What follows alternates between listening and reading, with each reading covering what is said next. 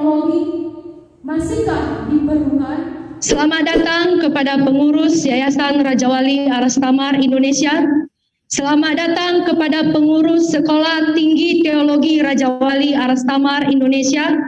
Selamat datang kepada dosen pengajar Sekolah Tinggi Teologi Raja Wali Aras Thamar Indonesia. Selamat datang kepada rekan-rekan mahasiswa, mahasiswa reguler, dan mahasiswa PSJJ. Saudara, seminari di era teknologi digital masihkah dibutuhkan? Saya akan membahas tema itu, dan itu menjadi inti dari pembahasan saya pada sore ini. Tapi terlebih dahulu saya akan mengajak saudara membaca dari 2 Timotius pasal 2 ayat yang pertama sampai dengan ayat yang ke-7. Sebab itu hai anakku, jadilah kuat oleh kasih karunia dalam Kristus Yesus. Apa yang telah engkau dengar daripadaku di depan banyak saksi, percayakanlah itu kepada orang-orang yang dapat dipercayai, yang juga cakap mengajar orang lain. Ikutlah menderita sebagai seorang prajurit yang baik dari Kristus Yesus, seorang prajurit yang sedang berjuang tidak memusingkan dirinya dengan soal-soal kehidupan, supaya dengan demikian ia berkenan kepada komandannya. Seorang olahragawan hanya dapat memperoleh mahkota sebagai juara apabila ia bertanding menurut peraturan-peraturan olahraga. Seorang petani yang bekerja keras haruslah yang pertama menikmati hasil usahanya. Perhatikanlah apa yang kukatakan. Tuhan akan memberi kepada pengertian dalam segala sesuatu. Nah, saudara, saya tidak akan memberikan eksposisi tekstual untuk teks yang tadi saya bacakan, tapi saya akan mempresposisikan teks untuk membahas tentang pertanyaan pada tema di momen penutupan semester tahun ini. Seminari di era teknologi digital masihkah dibutuhkan? Saudara, sekitar 5 atau 10 tahun yang lalu atau belakang lalu, pertanyaan yang paling sering menggelitik banyak orang adalah apakah orang perlu dan harus sekolah teologi untuk melayani Tuhan. Nah, saudara, itu adalah pertanyaan 5 atau 10 tahun yang lalu.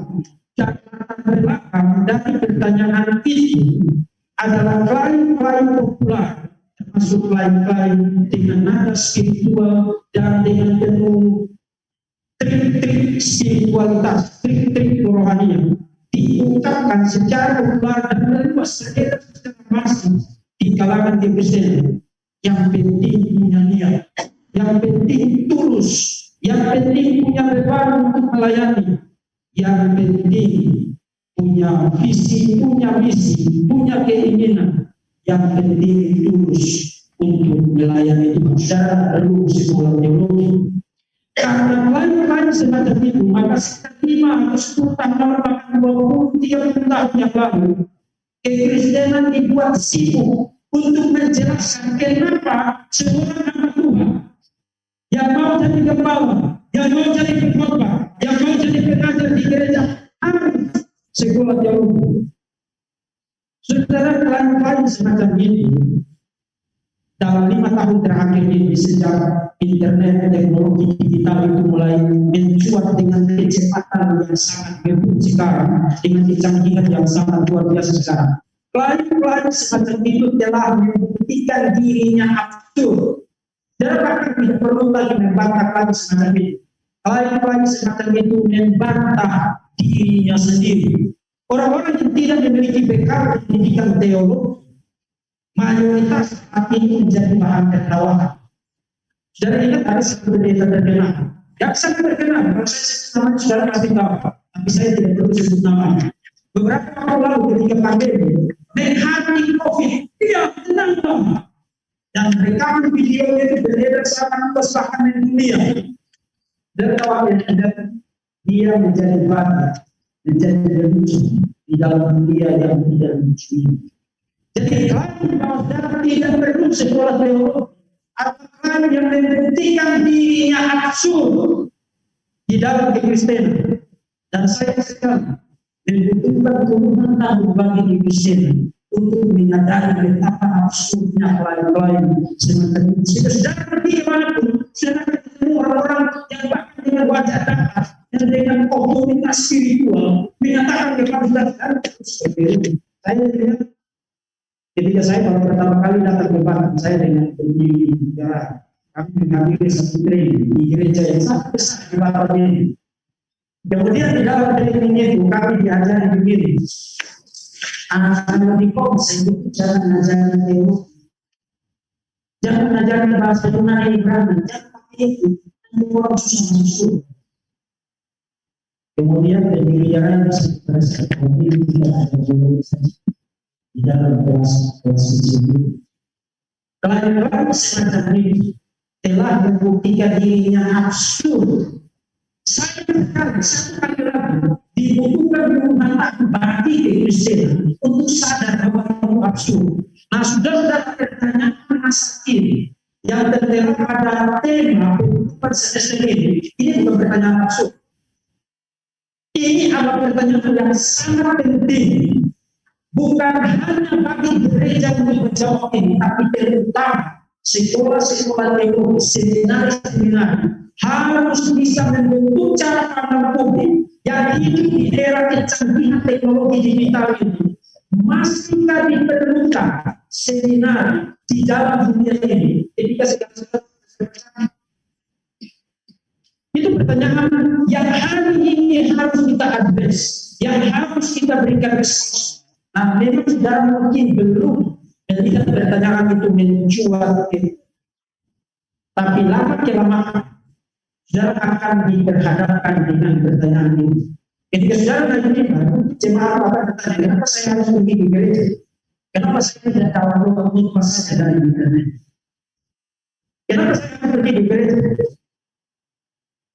Kenapa harus menghabiskan uang miliaran triliunan membangun gedung semacam ini, mempersiapkan fasilitas, merekrut sebanyak orang dari berbagai tempat, kemudian membiayainya, termasuk membayar gaji dosen yang tidak sedikit, operasional yang tidak sedikit, dan rutin kontinu setiap saat, setiap bulan. Kenapa harus menghabiskan resources dan dana sebanyak itu hanya untuk satu lembaga bernama seminar?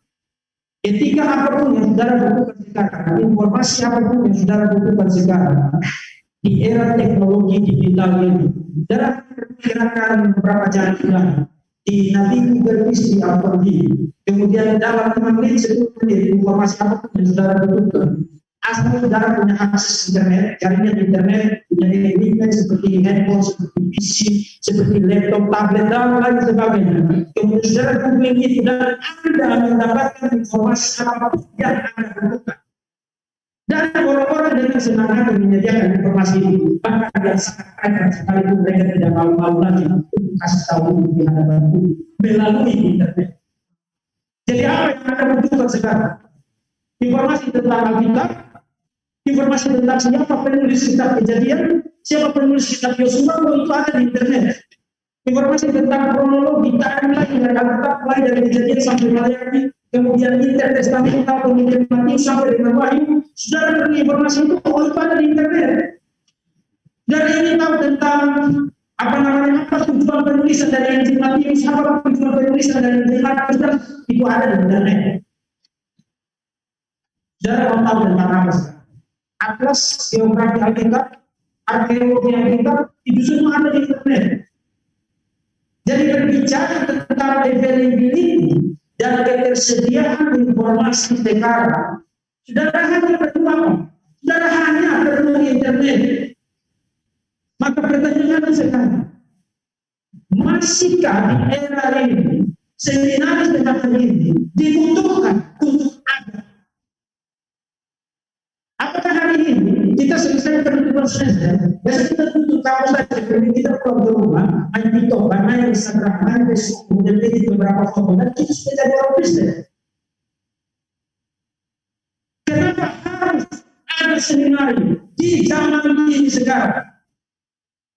Kenapa harus ada sekolah teologi di zaman ini sekarang? Kenapa tidak pulang di rumah saja? Ambil 15 juta, bisa internet yang bagus, kemudian internet yang bagus, wifi yang bagus. Kemudian kita googling segala sesuatu, dapat informasi yang bahkan sangat-sangat penting, yang mungkin tidak ada juga di perpustakaan STP. Dan jangan pikir ini pertanyaan ini pertanyaan serius. Dan bukan hanya pertanyaan serius yang berlegitimasi eksistensi keberadaan dari seminar sekarang, tapi juga satu pertanyaan serius yang perlu dikasih tahu kepada publik, karena sebuah seminar itu tidak bisa eksis tanpa dukungan doa dari orang-orang Kristen. Kenapa orang-orang Kristen zaman sekarang harus mendukung dan mendoakan seminar-seminar? Dia cukup punya internet kok. Nah, dan jangan salah, pertanyaan seperti ini bukan hanya menjadi burden of proof dengan pembuktian dari seminar STP membuktikan ini. Ini pertanyaan yang ada di pundak dan semua pendidikan tinggi sekarang. Yang namanya lembaga pendidikan tinggi punya beban untuk menjelaskan ini sekarang. Kenapa you harus masuk ke Trisakti? Kenapa you harus masuk ke Gunadarma yang mahal-mahal itu? Masuk ke MIG yang mahal-mahal. Jadi ini bukan hanya pertanyaan yang sedang saja. Sebagai sebuah lembaga pendidikan tinggi, kita wajib untuk memberikan jawaban bagi pertanyaan bernada tantana yang sangat serius ini. Nah, saudara, karena saya hanya dikasih waktu 30 menit, jadi saya hanya akan memberikan kepada Anda dua jawaban. Sebelum dua jawaban ini, saya akan membedah terlebih dahulu dua hal penting. Pertama, membedah terlebih dahulu sebenarnya fungsi internet itu apa? Fungsi teknologi digital itu apa? Secara umum saja, saya memang bukan orang ahli IT, tapi saya pengguna internet dan pengguna teknologi digital. Jadi kita tahu apa fungsi. Kemudian kita coba tempatkan ini di dalam perspektif pendidikan. Kemudian yang kedua, sebenarnya pertanyaan ini, apakah era kecanggihan teknologi digital sekarang, apakah seminar itu masih dibutuhkan? Apa asumsi, presuposisi di balik pertanyaan ini? Karena ini pertanyaan berasumsi. Yang saudara harus bisa perlihatkan pertanyaan ini kenapa ditanyakan didasarkan atas apa. Saudara harus membongkar fondasi untuk kasih lihat kepada publik. Waktu you tanyakan pertanyaan ini, sebenarnya you mendasarkan pertanyaan ini atas dasar poin ini. Setelah itu saya akan kasih tahu dua jawaban kepada saudara. Kenapa STP seminar harus dan wajib tetap ada secanggih apapun teknologi digital. Mau secanggih apapun, bahkan orang bisa bola-balik neraka, bola-balik surga, bola-balik Mars, bola-balik Venus, tetap seminar harus ada. Nah, pertama kita mulai dari sebenarnya fungsi internet dan teknologi digital dalam kaitan dengan pendidikan tinggi. Coba cermati ini dengan sedikit lebih cermat. Dulu itu kalau saudara membeli buku, saudara pergi ke mana? Pergi ke toko buku. Saudara pergi ke tempat-tempat orang berjualan dan buku saudara bicara tentang buku. Saudara tidak punya presuposisi lain selain buku fisik. Saudara tidak ada ide tentang buku digital. Itu sekitar 5, 10, 15 tahun yang lalu. Jadi waktu itu bicara tentang buku, semua orang ngerti tentang buku yang saudara maksud buku fisik, dicetak pakai kertas dan seterusnya. Sekarang kalau you bicara tentang buku, you harus kasih tahu lagi buku apa yang kamu maksud. Buku fisik kan atau buku digital. Nah, apa yang disediakan oleh internet? Buku digital. Dengan kata lain, esensinya sama. Dia sediakan buku, sediakan informasi yang juga dulu disediakan oleh buku. Bedanya adalah kemudahan dan cara untuk mengakses itu. Dan sekarang habiskan waktu 30 menit atau 1 jam jalan-jalan. Dan di tempat mencari beberapa menit yang punya data. Dan juga tidak perlu pusing luar biasa kerja tesis atau disertasi atau apa yang bikin tentang buku yang tidak terbit di Indonesia. Itu hanya perlu masukan pastor, masukan internet, ini masuk ke kebutuhan terbaik di dunia saat ini. Dan saya punya pastor internet seperti ini. Saya bisa masuk ke tatanan terbaik di dunia saat ini. Saya punya informasi apapun, saya bisa masuk. Tanpa harus pergi ke sana. Dulu kalau bicara tentang buku yang terbit di Amerika, di Inggris, di Jerman, itu sama seperti ini bisa dapat itu dapat satu saja, sama seperti dapat kirimin hadiah, turun langsung dari surga ke bumi. Sekarang ini satu hari dia terbit di Amerika, besok kamu sudah bisa akses lewat internet di Amazon dan bisa dapatkan versi digital dengan membayar sekian dolar. Dengan kata lain, substansi ini tidak berubah. Yang berubah kemudahan dan ketersediaan untuk akses ini.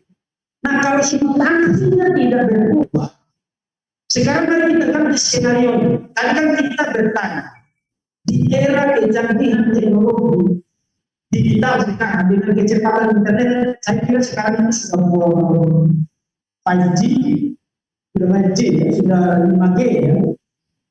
Di kecepatan internet sekarang, masihkah skenario ini berubah? Sekarang mari kita ganti skenario-nya dengan substansi. Skenario itu begini. Katakanlah kita sekarang ada di Bandung.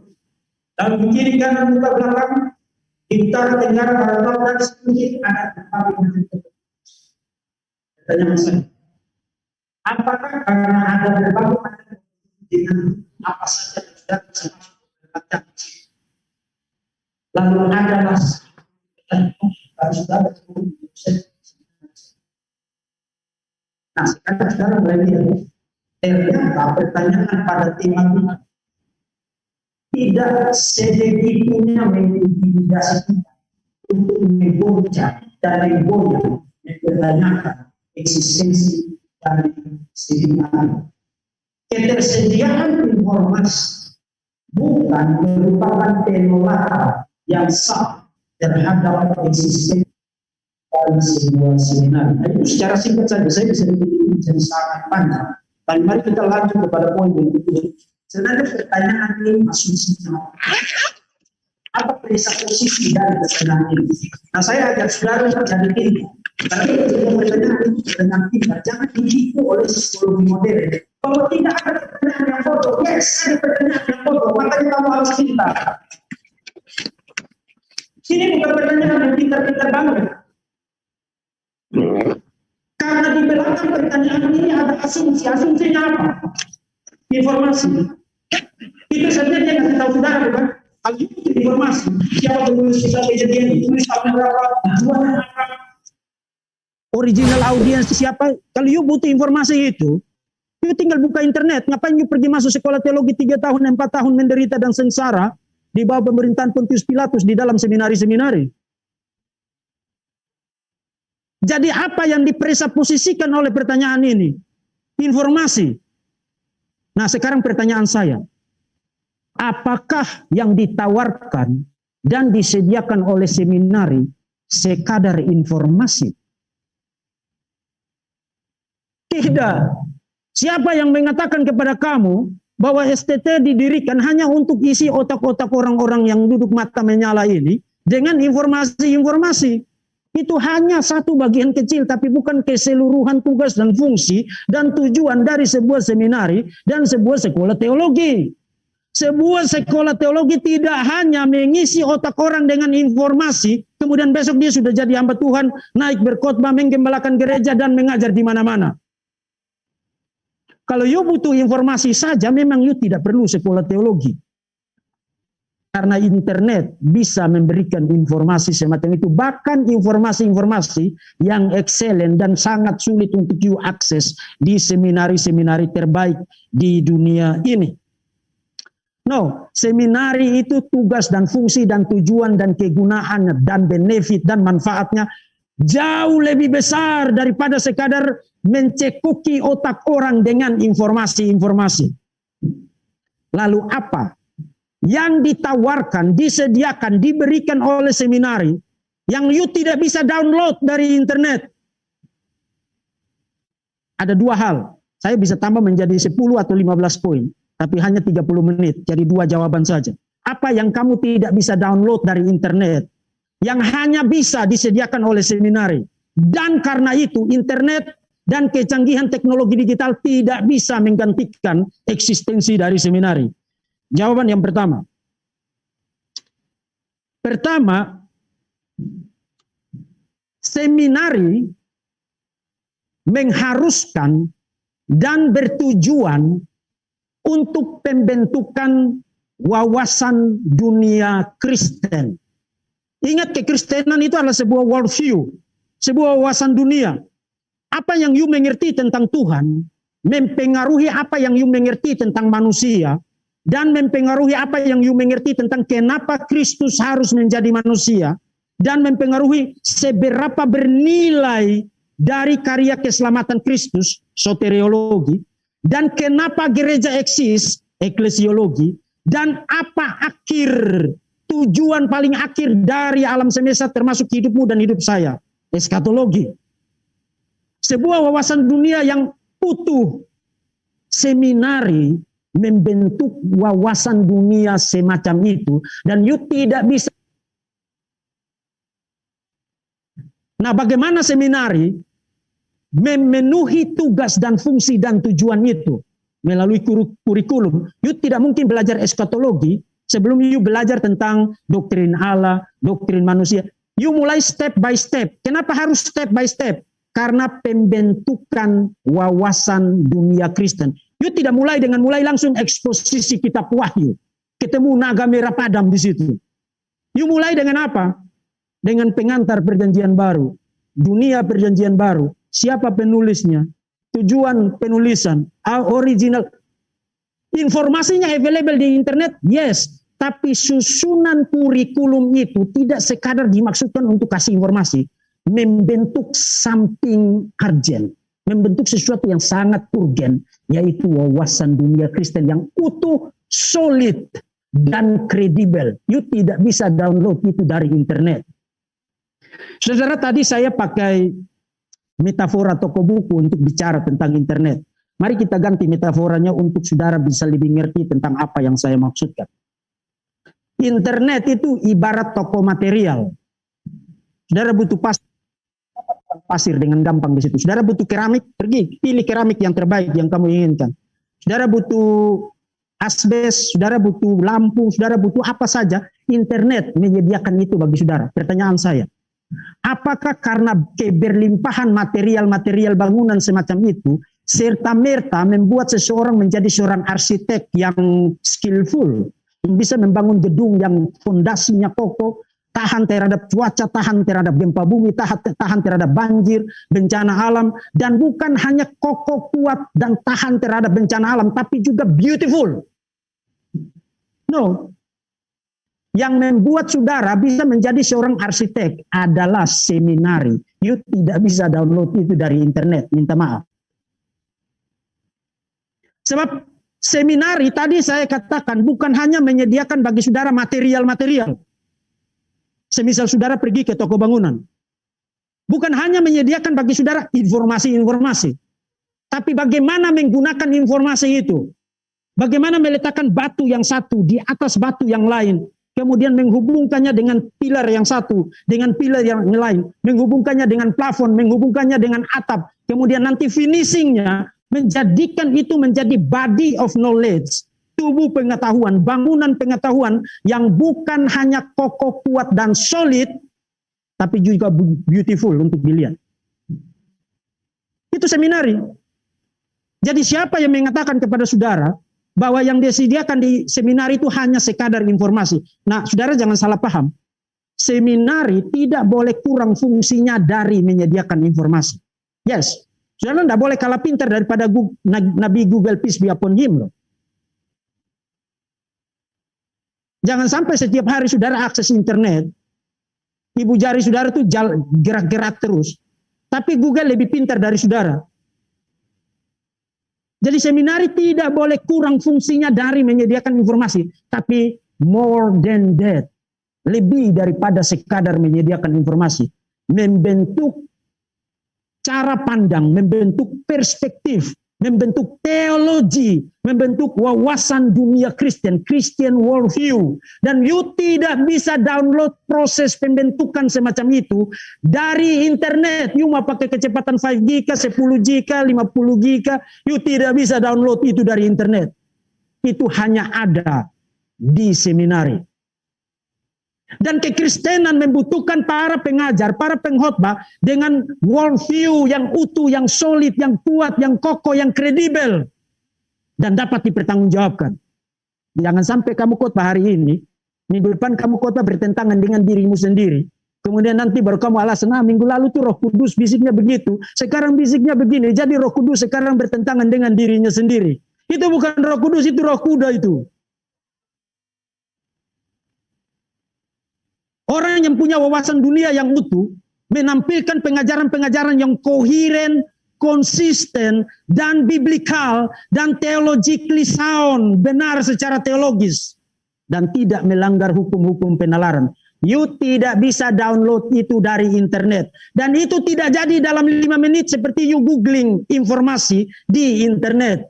Itu adalah proses pembentukan bertahun-tahun dan tidak bisa digantikan dengan apapun, termasuk oleh kecanggihan teknologi digital. Nah, saya berharap saudara yang ikut kelas online PSJJ, saudara jangan salah kaprah menggunakan fasilitas ini. Kemudian, tidak apa-apa, nanti kalau butuh informasi tentang teologi Paulus, tentang Matius, Mark, nanti saya googling saja. Kenapa saudara harus hadir di dalam setiap jadwal-jadwal yang ada? Itu proses pembentukan, dan you tidak bisa gantikan itu dengan cara download dari internet. You tidak bisa gantikan itu. Dan itu berarti you harus mulai sekarang menutup telinga terhadap orang-orang yang mengatakan kepada saudara tidak perlu menghabiskan waktu bertahun-tahun untuk proses studi dan pembentukan di seminari. Yes, harus. Kalau you mau jadi hamba Tuhan, harus melewati proses semacam itu. Saya kadang-kadang bingung dengan orang yang tidak mau studi, tapi mau mengajar, mau berkhotbah. Bahkan jadwal khotbahnya itu banyak banget. Dan dikasih angpaunya juga banyak banget. Bingungnya itu begini. Waktu you berkhotbah dan you mengajar, kan you nyuruh orang untuk belajar sesuatu dari kamu kan? Betul kan? Apakah itu belajar firman Tuhan atau belajar doktrin, apa saja. Melalui khotbah dan ajaran itu. Nah, you nyuruh orang untuk belajar sesuatu dari kamu, tapi you sendiri tidak mau belajar. Jadi you suruh orang tahan duduk mata menyala 1 jam, 2 jam.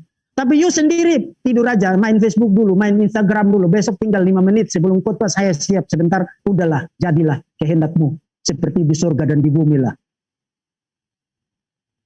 Saya bingungnya itu di situ. Karena itu jelas berkontradiksi dengan dirinya sendiri.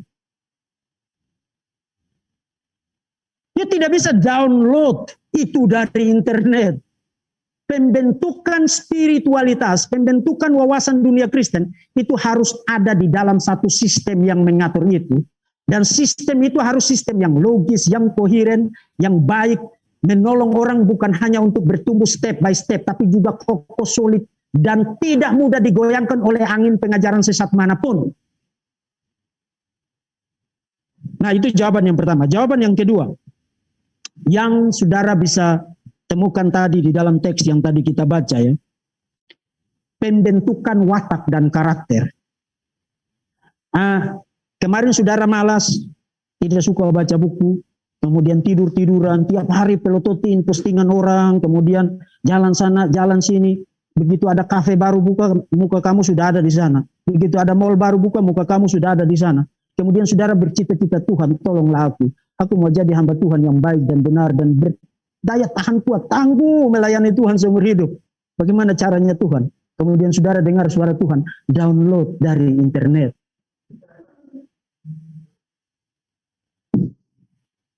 Saudara tidak bisa mendownload proses pembentukan karakter dari internet. Dan proses pembentukan karakter dan watak dan daya tahan, ketangguhan di dalam pelayanan, seperti Raja Wali, saudara tidak bisa download itu dari internet. Dan itu tidak jadi dalam 2 malam. Itu membutuhkan proses waktu bertahun-tahun. Saudara-saudara, tahun 98. saya berangkat dari Kupang sebagai seorang anak bungsu. Papa saya guru, mama saya majelis gereja, rumah itu selalu penuh orang terlibat dalam pelayanan. Tapi saya biasa bangun jam 11 siang, jam 12 siang, dan seterusnya. Ya, enggak terlalu enggak terlalu disiplin. Cuci baju aja enggak bisa. Enggak bisa cuci, jangankan cuci baju, nyetrika pun enggak bisa. Betul-betul enggak bisa. Hidup saya itu karena saya anak bungsu. Lalu saya berangkat ke Jakarta. Saudara, ada beberapa rekan alumni saya dari Setia Jakarta ya. 5 tahun di asrama yang sempit. Dan hanya setengah lantai. Jadi ini kalau satu lantai, asrama kami itu hanya setengah lantai. Kita berdiri itu bisa pegang, bukan berdiri lagi, kita duduk aja kita bisa pegang plafonnya begini. Artinya panas kalau siang. Panas kalau siang. Makan harus tepat waktu. Bangun harus jam 5 pagi, paling jam 5 lewat 10 lah. Karena sudah harus biston pagi, ibadah pagi. Setelah itu mulai kerja praktis ya. Nyapu, nyuci piring, apa segala macam kerja praktis, kampus harus bersih. Kemudian jam 7 tepat itu sudah harus kuliah. Jam 7 pagi loh, bukan jam 7 malam. Jam 7 pagi sudah harus kuliah. Jam 12 itu ibadah, kemudian setelah itu makan siang cepat-cepat karena nanti ada jam kedua lagi siangnya. Begitu terus setiap hari. Dan bukan hanya itu. Saudara-saudara, kalau sekadar hanya itu, saya tidak jadi seperti sekarang. Karena apa yang disediakan di seminari tempat di mana saya bentuk?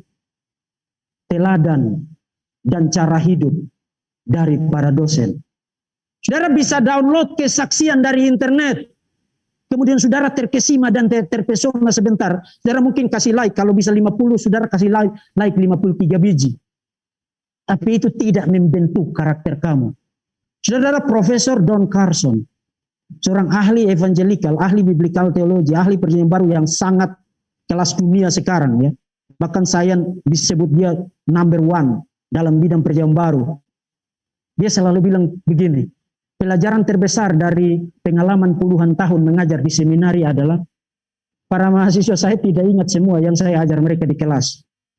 Tapi mereka ingat persis bagaimana saya hidup.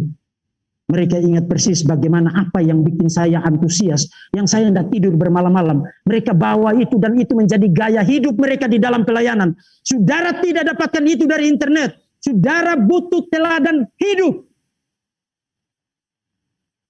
Apa yang saudara lihat dari para dosen tiap-tiap hari, itu yang akan saudara bawa ke lapangan.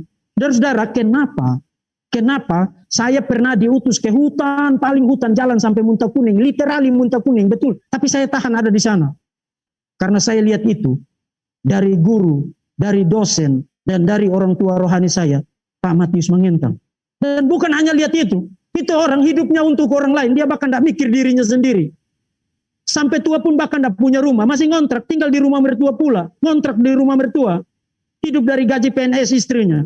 Karena harus kasih hidup ribuan ya, waktu itu belasan ribu mahasiswa dan juga alumni di lapangan. Saudara tidak download itu dari internet. Saudara tidak dapatkan itu dari teknologi digital.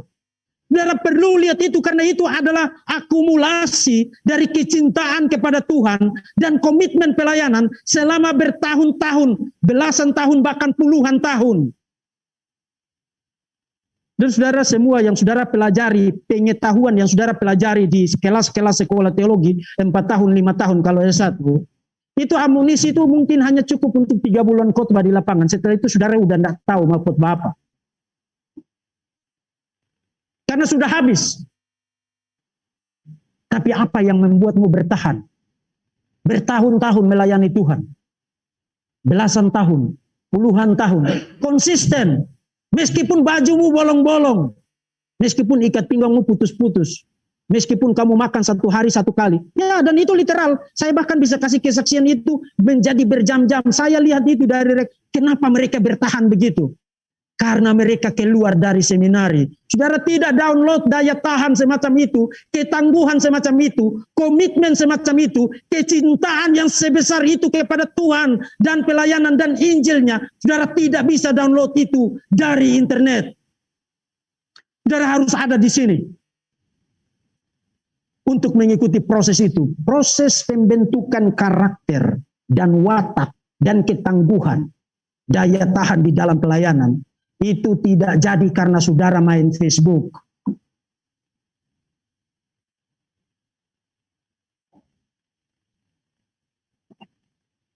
Itu harus dibentuk melalui aturan, melalui disiplin, melalui tata tertib, melalui kurikulum, melalui pembimbingan, pembinaan, pengajaran. Itu semua membutuhkan proses dan itu perlu bertahun-tahun. Saudara-saudara menginginkan mimbar ini, ada orang berdiri di situ dan berkhotbah dengan khotbah yang baik dan benar, dan bukan hanya baik dan benar tapi juga menarik, bukan? Ada orang semacam itu yang bisa jadi secara instan. Orang-orang yang berdiri dan ngasih tahu saudara ajaran-ajaran motivasional, psikologi populer tentang bagaimana cara menggunakan uang, bagaimana cara berhubungan suami istri, anak-anak. Banyak orang bisa ngasih tahu saudara begitu. Saudara-saudara, yang dibutuhkan oleh kekristenan adalah para teolog dan para hamba Tuhan, bukan para pengajar motivasional. Dan para teolog, para hamba Tuhan, dan para pemberita firman yang mengajar secara setia atas dasar firman Tuhan. Dan yang tangguh, berdaya tahan menderita. Itu hanya bisa dibentuk melalui sistem proses pembentukan di seminari. Nah, saudara-saudara, saya ingin mengakhiri renungan ini dengan membacakan satu kali lagi kata-kata Rasul Paulus yang juga saudara tidak bisa download dari internet. Perhatikan kata-kata Paulus. Sebab itu hai anakku. Jadi Paulus adalah bapak rohani dari Timotius. Sekarang Timotius jadi gembala karena pernah dididik, dibina, diajar, dibentuk oleh Rasul Paulus. Anakku, jadilah kuat oleh kasih karunia Allah. Saudara tidak jadi kuat karena download dari internet. Apa yang telah engkau dengar daripadaku di depan banyak saksi, percayakanlah itu kepada orang-orang yang dapat dipercaya, yang juga cakap mengajar orang lain. Saudara, ini ditulis sekitar 2000 tahun yang lalu, lebih. Tapi kalaupun sekarang Rasul Paulus ada di sini, dia tidak akan mengganti tulisan ini dengan mengatakan begini. Apa yang telah engkau dengar daripadaku dari internet, percayakanlah itu kepada internet dan teknologi yang dapat cakap untuk mengajar orang lain. Saudara tidak download spiritualitas dari internet. Percayakan itu kepada orang-orang yang dapat dipercayai dan yang cakap mengajar. Dan untuk dapat dipercaya dan cakap mengajar itu tidak jadi dalam 2 jam. Ikutlah menderita sebagai seorang prajurit yang baik dan dari Kristus Yesus. Saudara, kalau pelototin internet bikin saudara ikut menderita. No, yang saudara lihat adalah yang bagus-bagus, bukan? Yang mukanya bau pempung, mendadak hidungnya sudah mancung. Kemudian matanya itu kemana-kemana pun mendadak sudah jadi beautiful begitu. Karena hanya dibutuhkan ibu jari untuk bikin yang begitu. Jadi kalau saudara tersepona-sepona dengan yang begitu-begitu, siapa yang goblok sebenarnya? No, itu tidak membuat saudara menjadi seorang prajurit yang tahan menderita dan mau ikut menderita, rela menderita, berjuang tidak memusingkan dirinya sendiri soal penghidupannya. Yang saudara lihat di internet kan yang bagus-bagus kan, orang jalan-jalan ke mana, ke Eropa, ke sini. Itu bikin saudara tidak memusingkan hidup saudara, atau bikin saya pengen begitu, ngapain saya capek-capek dengan pelayanan tahap seberapa ini. No, saudara tidak bisa download ini dari internet. Seorang olahragawan hanya dapat memperoleh mahkota sebagai juara apabila ia bertanding menurut peraturan-peraturan olahraga. Dan itu dibutuhkan disiplin, komitmen, dan itu tidak jadi dalam 2 jam. Seorang petani yang bekerja keras haruslah pertama menikmati hasilnya. Perhatikanlah apa yang kukatakan. Tuhan akan memberi kepadamu pengertian dalam segala sesuatu. Tuhan memberkati saudara-saudara sekalian. Oleh sebab itu Tuhan, kami juga berdoa memohonkan berkat buat bangsa kami ini Tuhan. Berkati pemimpin-pemimpin kami Tuhan, mulai dari yang terendah sampai tingkat yang tinggi Tuhan. Dan saat ini Tuhan, kami berdoa buat Pak Presiden Jokowi Tuhan, bersama dengan wakilnya Pak Ma'ruf Amin, bersama menteri-menterinya Tuhan, memberkati ya Bapak. Di dalam nama Tuhan Yesus Kristus, berkati dengan kesehatan yang daripada Tuhan, kesejahteraan kesejahteraan, hikmat yang daripada Tuhan, kekuatan yang daripada Tuhan untuk memimpin bangsa ini Tuhan.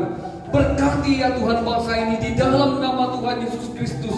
Dan kami berdoa Tuhan buat oknum-oknum di bangsa ini yang mencoba mengacaukan pemerintahan Pak Jokowi. Kami tolak itu Tuhan di dalam nama Tuhan Yesus Kristus.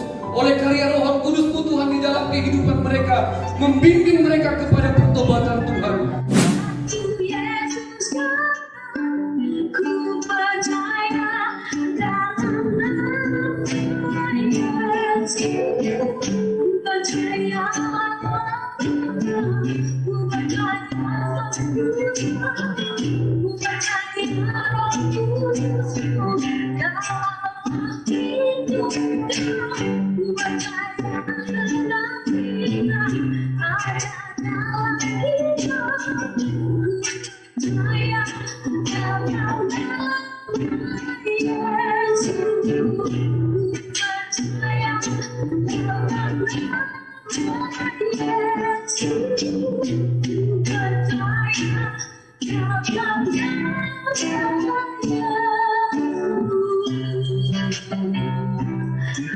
Dan penyampaian dari pengurus Yayasan Raja Wali Aras Thamar Indonesia yang akan diwakili oleh Bapak Martin Semri Eknoe MPD selaku pembina Yayasan Raja Wali Aras Thamar Indonesia.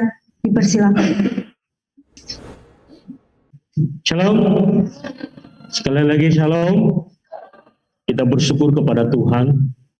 Tuhan yang kita layani Allah Tritunggal, Allah Bapa, Allah Anak, Allah Roh Kudus. Pada sore hari ini kita bersyukur diingatkan oleh firman Tuhan pada hari ini, bahwa untuk menjadi hamba Tuhan yang berkarakter, menjadi hamba Tuhan yang sungguh-sungguh sesuai dengan kehendak Tuhan, maka memberi diri diperlengkapi oleh Tuhan dengan belajar sungguh-sungguh. Belajar sungguh tentunya harus punya waktu untuk mencari informasi. Tadi dijelaskan bahwa mencari informasi tidak harus melalui cara-cara yang tidak diperkenan oleh Tuhan. Cara yang berkenan oleh Tuhan adalah membaca buku yang teratur, dan ini yang diperkenan oleh Tuhan. Dan kami dari pihak yayasan mengucapkan terima kasih kepada ketua yayasan yang sampai saat ini setia terus memberi diri, memberikan teladan kepada kita, memberikan pengaruh rohani, dan juga memberikan teladan yang sungguh luar biasa. Punya waktu sungguh-sungguh dipakai untuk kemuliaan Tuhan, belajar, dan belajar. Ini ada teladan bagi kita untuk di Sekolah Tinggi Raja Wali Aras Thamar Indonesia. Dan harapan kami dari yayasan adalah semua dosen dan staf punya dedikasi yang tinggi di dalam mempersiapkan diri menjadi dosen yang sesuai dengan kehendak Tuhan. Memperlengkapi diri untuk belajar. Ini yang paling penting dalam kehidupan sebagai dosen yang terpanggil untuk mendidik para mahasiswa, mahasiswi yang dikirim Tuhan di Sekolah Tinggi Raja Wali Indonesia. Maka perlu ada rasa tanggung jawab kepada kita untuk kita terus memberi yang terbaik melalui hidup kita. Itu yang pertama. Yang kedua adalah bahwa harapan kami dari yayasan bahwa gedung yang sebesar ini ada berapa? 5 ruko. Ini sangat besar. Ruangan yang kita nikmati ini tidak mudah. Melalui proses demi proses, dana yang begitu besar, semua ruangan dipersiapkan. Oleh sebab itu, kami berharap mari kita terus-menerus memberikan informasi Sekolah Teologi Raja Wali Aras Thamar Indonesia melalui media, melalui pribadi-pribadi, keluarga-keluarga, itu boleh disampaikan supaya target kita dari ketua bahwa kita tahun ini harus mencapai 150 mahasiswa. Dan ini tidak mudah, maka harus kerja keras untuk memberikan informasi melalui media atau keluarga-keluarga yang mungkin mereka belum mendengar informasi tentang kehadiran Sekolah Tinggi Teologi Raja Wali Arstamar Indonesia. Sehingga ketika mereka mendapatkan informasi ini, maka mereka mendaftarkan putra-putri mereka untuk dipersiapkan menjadi hamba Tuhan yang berkarakter, hamba Tuhan yang memiliki pengetahuan alkitabiah yang jelas.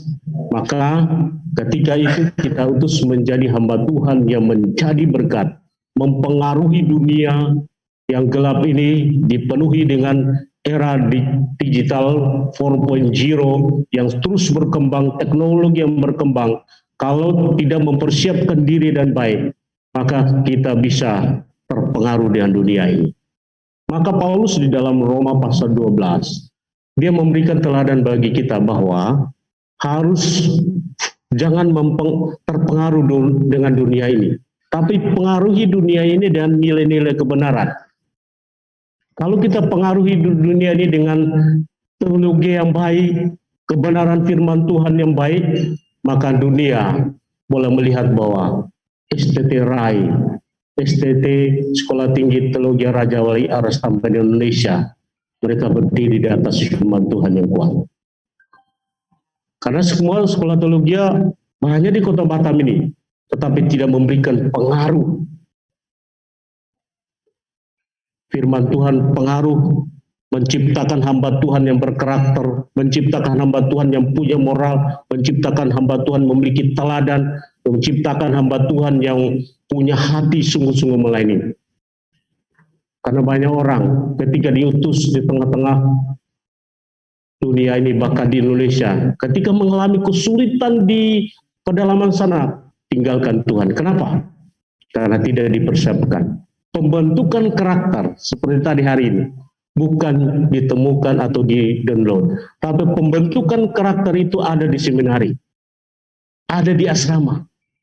Oleh sebab itu, saya berharap bahwa Sekolah Teologi Raja Wali Arstamar memberi diri diperlengkapi di sekolah ini.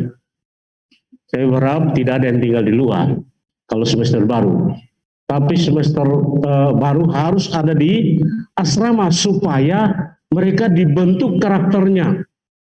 Mereka dipengaruhi dengan teladan-teladan rohani yang baik. Sehingga itu sangat penting bagi kita. Itu yang dua. Yang ketiga, kami mengucapkan terima kasih kepada para dosen dan staf yang sampai hari ini setia memberikan hati untuk terus mengajar di Sekolah Tinggi Raja Wali Arstamar. Doa kami adalah Tuhan terus menolong memberkati Bapak Ibu dan mahasiswa di tempat ini, teruslah belajar, memberi diri belajar, jangan bosan. Ya, itu saja. Oke, terima kasih. Itu saja yang kami sampaikan dan Tuhan Yesus memberkati. Ibu Ramayani saya undang ke depan untuk menyampaikan sepatah dua kata. Shalom. Puji nama Tuhan. Ibadah penutupan semester pada hari ini boleh terlaksana dengan baik. Beberapa waktu yang lalu juga sudah diadakan visitasi yayasan atas perkenanan daripada Tuhan dan kerjasama kita semua. Visitasi ini boleh berjalan dengan baik. Untuk itu sebagai bentuk ucapan terima kasih kepada para waket dan juga staf STT Raja Wali Arstamar Indonesia, kami undang untuk maju ke depan.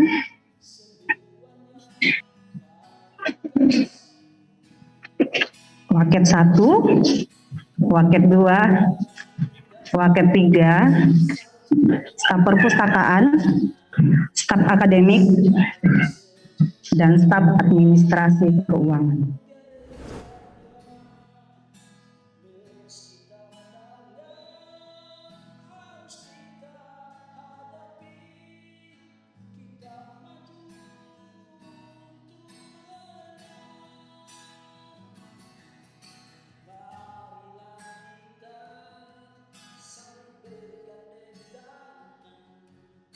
Sehat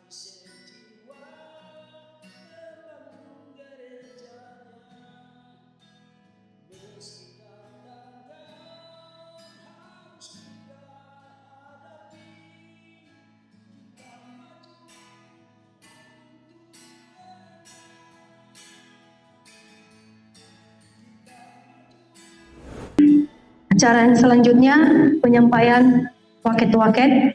Yang pertama, kita akan mendengarkan penyampaian dari Waket 1 dan admin akademik, sekaligus penyampaian hasil perolehan nilai IP dan IPK oleh Ibu Desi Eman MTH dan Bapak Areva Matigulo.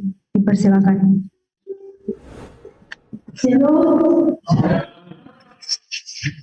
Sivitas Akademika Sekolah Tinggi Teologi Raja Wali Arastamar Indonesia telah melewati 2 semester. Itu berarti bahwa STT RAI sudah berjalan selama 1 tahun. Dengan segala pergumulan, tantangan yang dihadapi, namun kasih setia Allah terus dinyatakan atas kalian kita. Kita bersyukur hari ini kita boleh ada di sini bersama dengan mahasiswa PSJJ yang mengikuti secara online. Kita mengadakan acara penutupan semester genap tahun ajaran 2021-2022. Semester genap ini kita sudah lalui dengan beberapa kegiatan, baik proses belajar mengajar maupun kegiatan-kegiatan yang lain. Pada tanggal 19 Januari 2022 telah diadakan seminar What is the Gospel yang diikuti oleh semua mahasiswa reguler maupun PSJJ, juga para dosen, pengajar, dan peserta dari luar STT. Tanggal 21 Januari telah diadakan ujian proposal bagi mahasiswa skripsi pindahan dari sekolah teologi yang lain. Tanggal 4 Februari telah diadakan pembukaan semester genap tahun ajaran 2021-2022. Kegiatan proses belajar mengajar yang dimulai pada tanggal 7 Februari 2022 dan telah berakhir pada tanggal 27 Mei 2022. 16 kali pertemuan atau tatap muka. Untuk perkuliahan mahasiswa-mahasiswi PSJJ telah berlangsung dalam 2 termal, dan untuk termal yang kedua ini masih atau akan berlangsung sebanyak 2 kali lagi ke depan, dan saya berharap mahasiswa PSJJ tetap bersemangat dalam mengikuti perkuliahan. Dan mohon maaf, itu berarti bahwa rangkuman dari nilai-nilai yang diperoleh mahasiswa PSJJ belum dapat disampaikan pada hari ini. Dan tentunya ketika semua nilai dosen, pengajar telah masuk ke bagian akademik, akan disampaikan kepada mahasiswa PSJJ. Dan kita akan memasuki tahun ajaran baru, yaitu tahun ajaran 2022-2023. Akan diawali dengan ibadah pembukaan semester yang akan dimulai tanggal 5 Agustus 2022. Saya tidak akan panjang berbicara, saudara bisa melihat di kalender akademik para mahasiswa dan juga dosen pengajar di semester ganjil tahun ajaran baru 2022-2023 yang akan ditempelkan di papan mading dan juga akan diberikan secara langsung saat pertemuan dosen.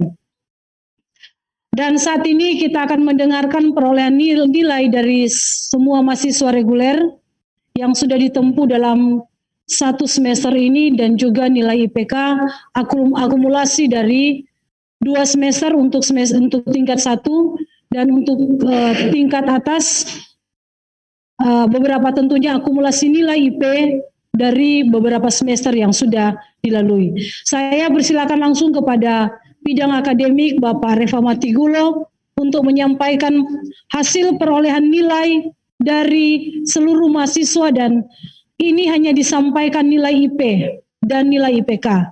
Ada juara 1, 2 dalam 3 tingkat, dan juga juara umum 1 dan 2, dan ada juga mahasiswa terbaik yang dipilih dari bagian Waket 3 bidang kemahasiswaan. Saya persilakan kepada Pak Reva. Terima kasih. Waktu saya juara 3 dengan IP indeks prestasi 3,49 atas nama Ibu Istia.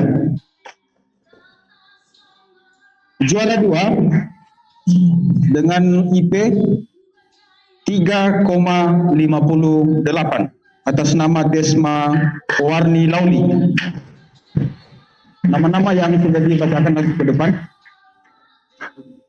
Kemudian juara 1 dengan perolehan nilai IP 3,60 atas nama Melisa Triana Laya. Silakan maju ke depan. Untuk semester 2 sisipan, juara 3 dengan perolehan nilai 3,40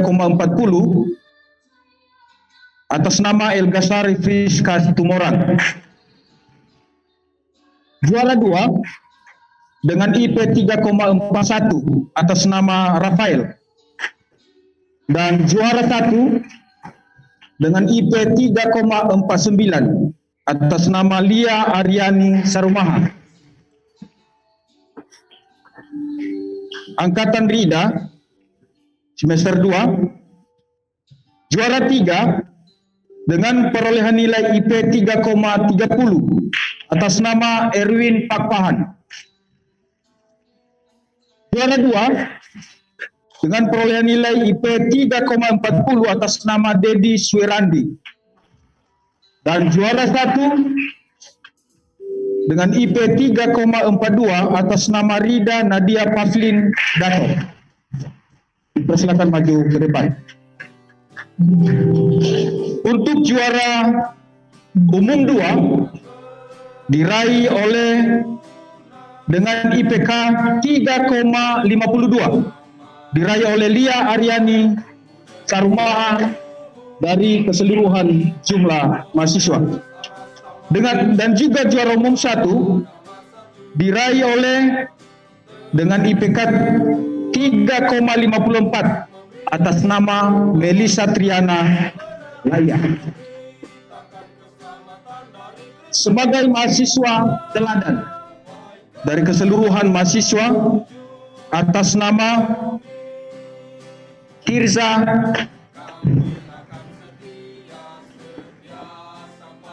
Claudia Tase, dipersilakan maju ke depan.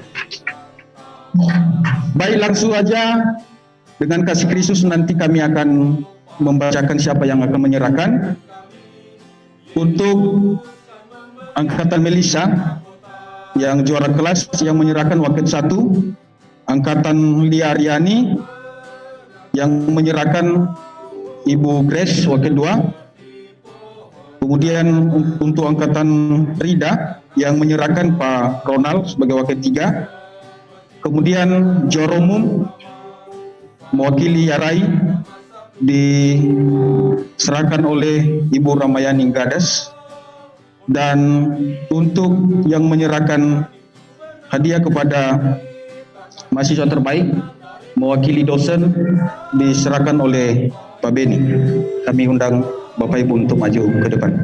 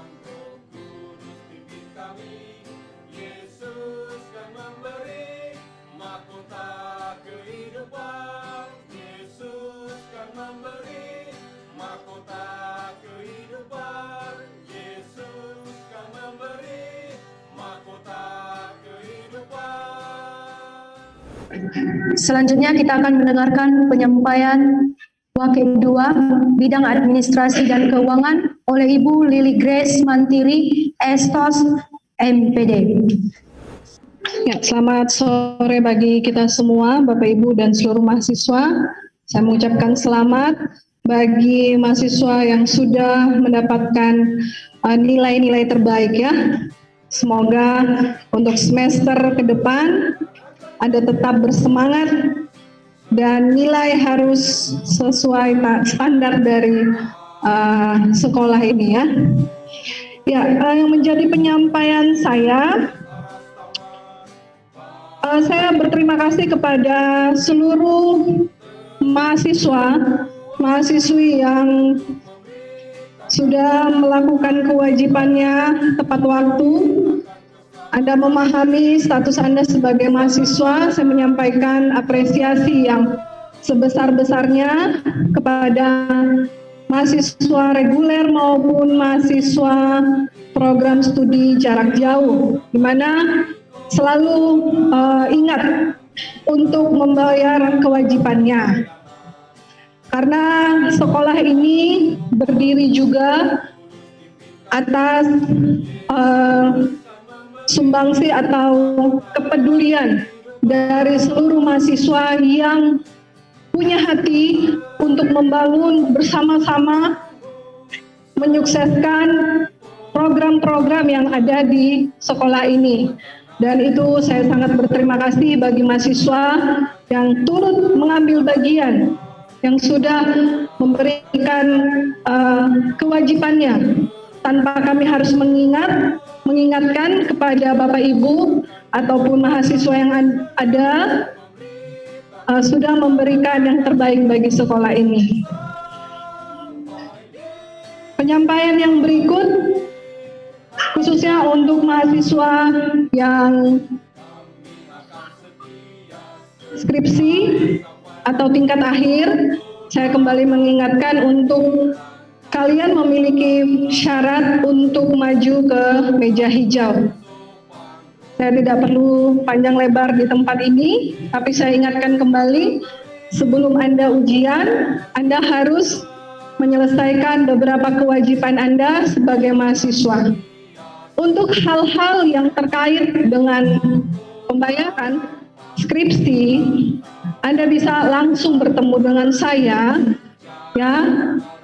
Anda bisa mengajukan surat kepada saya sebelum Anda ujian skripsi pada tanggal yang ditetapkan. Itu saja yang menjadi penyampaian saya. Kiranya ini menjadi perhatian bagi kita semua dan Tuhan Yesus memberkati. Penyampaian selanjutnya oleh Wakil 3 oleh Bapak Doha Ronald Sitompul MTH. Baik, yang kami hormati yayasan bersama dengan Pak Ketua dan setiap seluruh dosen-dosen dan juga mahasiswa kami.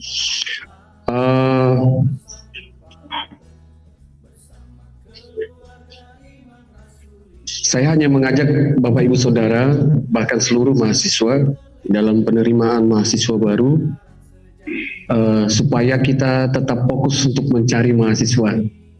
Setuju ya? Nah, kalau saya memberikan beberapa data, untuk saat ini masih ada dua orang yang sudah tiba di asrama. Dalam catatan saya, ada sekitar 17 orang yang akan berjanji sudah bergabung dengan RAI di luar daripada informasi yang saya dapatkan dari Bapak Ibu dosen. Nah, kalau ini dari mahasiswa sendiri ada sekitar 17 orang mahasiswa yang akan bergabung dengan kita. Jadi Bapak Ibu Saudara, sekali lagi pergunakan kesempatan saudara di medsos untuk membagikan informasi tentang STT RAI, dan tetap kita doakan untuk kali ini. Dan berikutnya, dalam masa liburan nanti kami menghimbau buat seluruh mahasiswa, saya tunggu tadi dari akademik, ternyata saudara tidak diberikan beban, jadi saya berikan beban membaca 2 judul buku, paling tidak minimal yang 150 halaman. Jadi 2 judul minimal halamannya 150. Lalu saya sedikit memberikan tantangan. Ini baru saja saya terpikir, setiap mahasiswa membuat makalah judulnya tema kita pada hari ini, seminari di era teknologi digital. Bagi saudara yang tidak memberikan makalah ini, saudara tidak diperkenankan untuk melanjutkan semester nanti. Saya akan koordinasi dengan bagian akademik supaya saudara menulis hal ini, makalah tentang ini. Tadi sudah cukup banyak yang disampaikan oleh Pak Deki. Saya pikir itu bisa menjadi acuan atau catatan kaki saudara untuk menulis makalah. Jadi ingat, ada dua tugasnya. Yang pertama, baca buku minimal 150 halaman, 2 judul. Lalu makalah tentang seminari di era teknologi digital masihkah diperlukan. Lalu rencana kita yang akan mission trip terus dikumpulkan nanti dalam rapat Pak Ketua dengan bersama wakil-wakil. Saya akan coba reschedule kita untuk mission trip. Kita tetap doakan ya supaya momen ini, acara ini boleh berjalan dengan baik. Dan sebagai informasi tambahan, kalau sampai hari ini RAI sudah bekerja sama dengan berbagai gereja. Di antaranya seperti gereja GKIN, GKSI, GBI, GSJA, GPDI, dan juga GAB. Kita berdoa supaya mahasiswa STT RAI juga itu boleh dibanjiri di Batam ini, di gereja-gereja yang ada di Batam ini. Bukan hanya kita pertama-tama di Batam dulu, nanti di luar Batam. Amin. Setuju? Saudara pada pelengak-pelongok memikirkan tentang hidangan itu atau bagaimana? Baik, itu saja yang ingin saya sampaikan. Tuhan Yesus memberkati. Acara selanjutnya kita akan mendengarkan penyampaian Ketua Sekolah Tinggi Teologi Raja Wali Aras Samar Indonesia, sekaligus pengetukan palu penutupan semester genap, dan sekaligus ditutup dengan doa.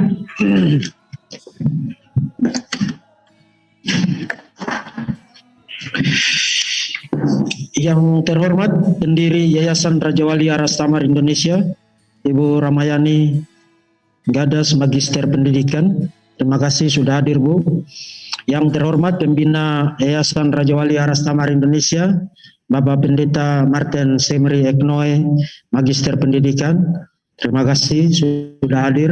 Yang terhormat para pengurus dari Yayasan Raja Wali Aras Samar Indonesia, Bapak Sekretaris Yayasan, Bapak Evangelis Musa Mau MPD. Terima kasih Pak sudah hadir. Kemudian Bendahara Ibu Linda Kendek. Terima kasih sudah hadir Bu.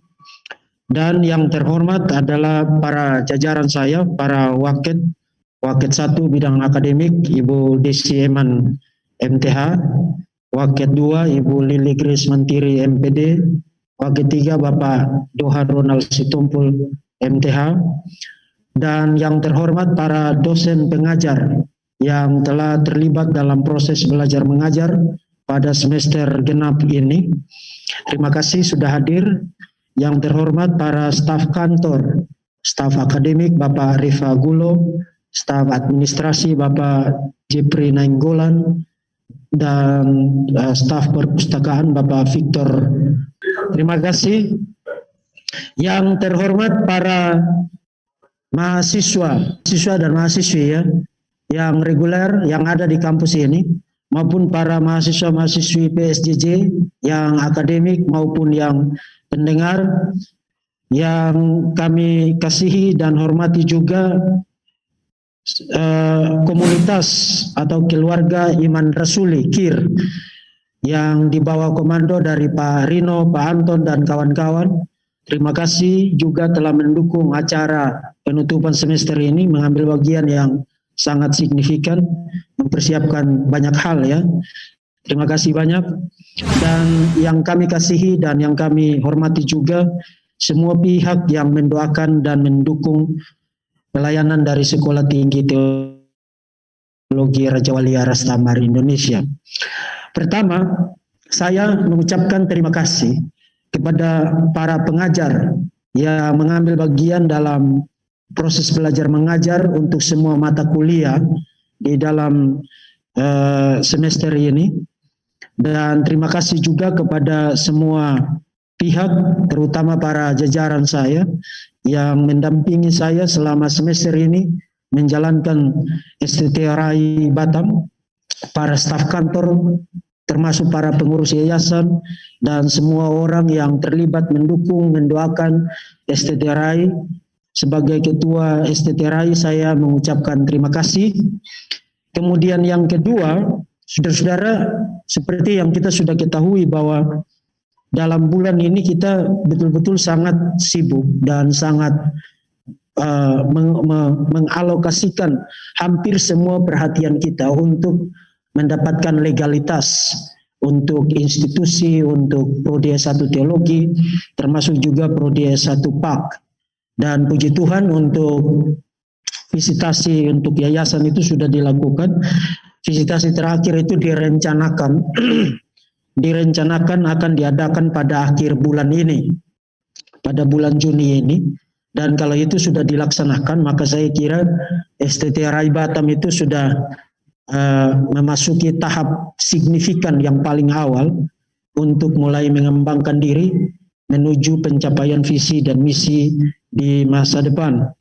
Jadi kepada semua pihak, mulai dari yayasan, pengurus, para mahasiswa baik yang regular maupun PSJJ, termasuk keluarga Iman Rasuli, termasuk semua pihak yang mendoakan, mendukung STTRI, kami saat ini sedang memusatkan perhatian untuk mendapatkan legalitas itu. Karena di dalam bulan ini kita harus mengadakan ujian skripsi bagi sejumlah mahasiswa pindahan tingkat akhir yang pindah ke sini, dan itu tidak bisa diadakan kalau kita belum mendapat izin. Jadi itulah sebabnya segenap energi, tenaga, termasuk juga dana itu difokuskan untuk pelaksanaan visitasi yang sangat penting ini. Klimaksnya nanti itu pada akhir bulan ini. Kita doakan supaya tidak ada penundaan, tidak ada hambatan, itu bisa dilaksanakan, dan dengan demikian kita bisa mengadakan ujian skripsi. Dan karena itu bidang akademik, ujian skripsi itu baru boleh diadakan setelah visitasi, supaya kita tidak melanggar peraturan pemerintah yang ada. Jadi jadwal pengumpulan skripsi dan lain sebagainya tetap seperti sedia kala, termasuk arahkan kepada yang belum selesai dan lain sebagainya untuk melengkapi yang perlu dilengkapi, suruh mereka untuk belajar, mempersiapkan diri dengan baik menghadapi meja hijau. Tapi pelaksanaan dari ujian skripsi itu baru boleh diadakan setelah visitasi. Jadi saudara-saudara, mohon untuk memperhatikan schedule penting itu, sehingga hal-hal lain yang tidak terlalu penting itu dikesampingkan dulu. Pusatkan perhatian untuk mempersiapkan klimaks dari visitasi ini, terutama dokumen-dokumen bersama dengan lampiran-lampirannya, sehingga kita well prepare ketika visitasi itu diadakan. Nah, yang berikut, saudara-saudara, saya sangat ingin supaya ruangan-ruangan ini penuh dengan para mahasiswa. Dan itu saya ungkapkan terus-menerus. Dan itu bisa terjadi kalau kita semua ikut terlibat untuk membawa mahasiswa baru. Nah, ini bukan hanya berlaku untuk para mahasiswa yang ada sekarang di sini, tapi juga untuk semua staf dosen yang ada, para waket, semua harus terlibat aktif, memanfaatkan semua sarana untuk menyebarluaskan informasi tentang penerimaan mahasiswa baru.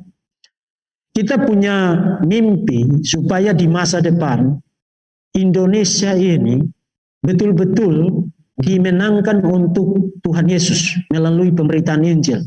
Dan itu tidak bisa terjadi kalau yang memberitakan Injil itu 3 orang, 2 orang, 10 orang, harus banyak orang, ratusan ribuan orang harus ada di tempat ini, dididik, dibina, dibentuk, dipersiapkan semaksimal mungkin untuk nanti pergi keluar sana dan secara gagah berani, secara excellent memberitakan Injil dan berdaya tahan tangguh, tahan menderita, rela menderita untuk memberitakan Injil di luar sana. Jadi melalui kesempatan ini, saya memanggil para pemuda-pemudi Kristen di seluruh Indonesia untuk datang ke tempat ini, menyerahkan diri dan menjadi hamba Tuhan. Dipersiapkan untuk menjadi pemberita-pemberita Injil, pemberita-pemberita firman di masa depan. Dan itu berarti keterlibatan aktif dari semua pihak yang ada di dalam komunitas, keluarga besar, Civitas Akademika, Sekolah Tinggi Teologi Raja Wali Aras Thamar Indonesia itu harus terlibat aktif. Minimalisasi, menonjolkan diri sendiri, tonjolkan Tuhan dan pelayanannya. Saudara-saudara, kita ini sudah, semua yang kita miliki sekarang itu punya Tuhan. Keluarga, termasuk kehidupan yang kita punya, pekerjaan, profesi, dan lain sebagainya, itu punya Tuhan. Dan kita harus gunakan untuk Tuhan. Dan itu sebabnya saya tidak henti-henti seperti radio rusak saya sekarang. Mengingatkan supaya terus-menerus gunakan semua yang kita punya untuk pekerjaan Tuhan, untuk kemuliaan Tuhan.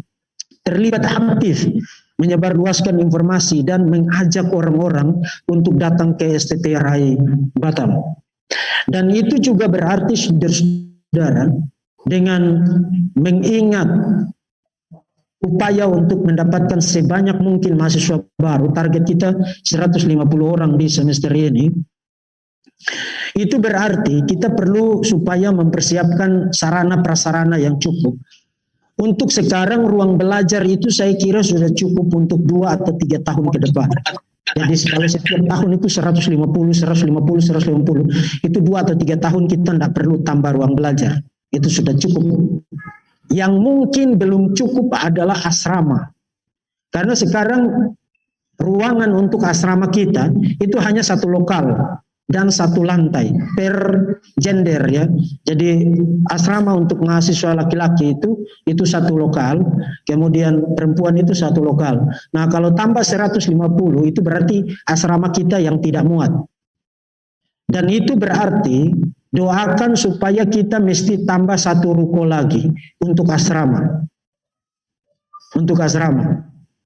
Nah, kita sedang berencana sangat serius untuk menambah ke samping itu, yang Hosea itu, kita akan ambil kemudian renovasi menjadi asrama.